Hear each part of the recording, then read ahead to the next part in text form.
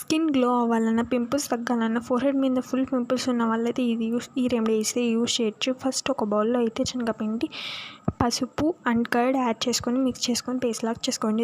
దానికి ముందు అయితే ఫేస్ వాష్ చేసుకోండి. ఫేస్ నీట్‌గా క్లెన్జింగ్ చేసుకోండి. ఈవినింగ్ టైమ్స్ పట్టియడం చాలా బెటర్.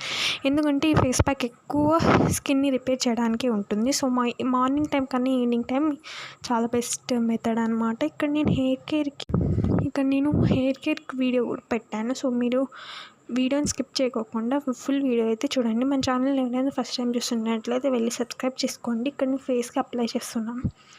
మీరు లైట్గా డ్రై అయిన తర్వాత ఫేస్ వాష్ చేసే ముందు స్క్రబ్బింగ్ కూడా చేసుకోవచ్చు. దానివల్ల కూడా పింపుల్స్ తగ్గుతాయి. సో మన ఛానల్ ఎవరైనా సబ్స్క్రైబ్ చేసుకోండి. ఇంకా నేను హెయిర్కి కొన్ని ఫుడ్ చెప్తున్నా. మనకు హెల్తీ ఫుడ్ తింటేనే హెయిర్ గ్రోత్ ఫాస్ట్గా